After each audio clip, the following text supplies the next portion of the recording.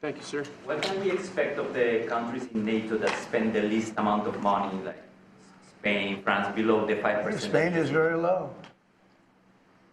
And yet, are they a BRICS nation? What? They're a BRICS nation, Spain. Okay. You know what a BRICS nation is? You'll figure it out.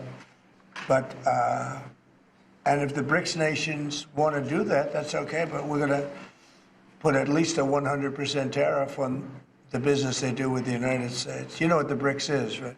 You guys know. Brazil, You know what I'm Russia. saying, right? And so we believe that Mr. Jonas will be able to undertake his task. The comments he made were made in his private citizen capacity. At the time, he was not the ambassador, he was not an envoy. At the time, he did not represent the South African government in any way.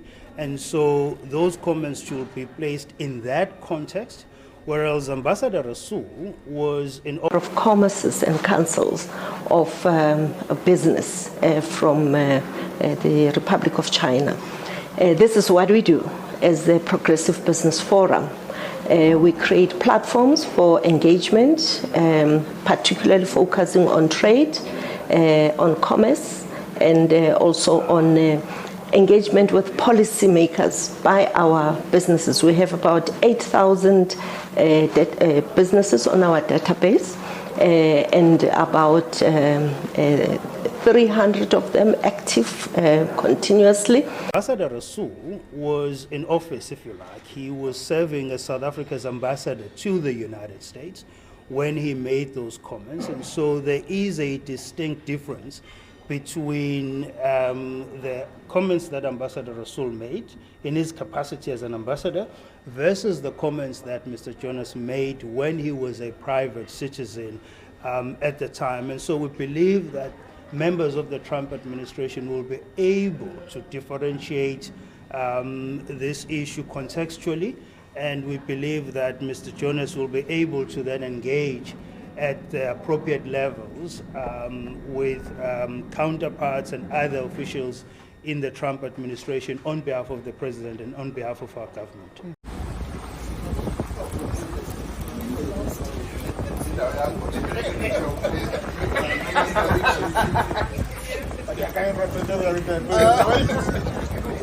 This is your place, I agree. CEO, how are you? I haven't seen you in a while. Must be good news. Something is coming right. Indeed. Indeed. Yes, you sir. How are you? Gee, you brought out the whole media. Premier, you do your things. The media is following you, not No. They are coming for you. That those are your friends. John. You're full of smiles. Good to see you.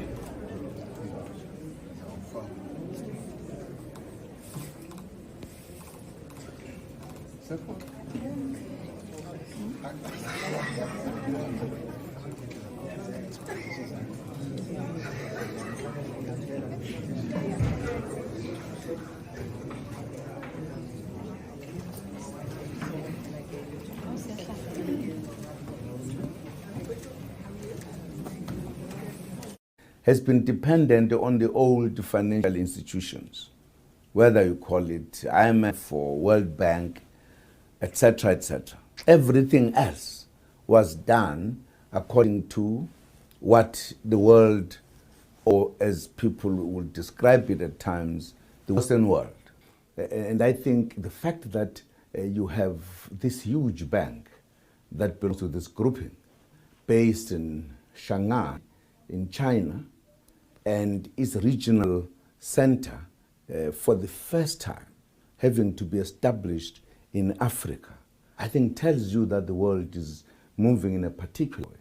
Here is a bank orientated towards development of the developing countries, and therefore bringing in the kind of factor that has not been there before.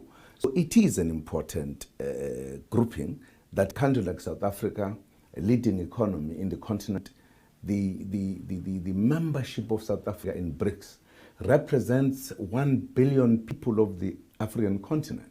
So it is, in a sense, if you look at South Africa as a country, you might have questions and many other things.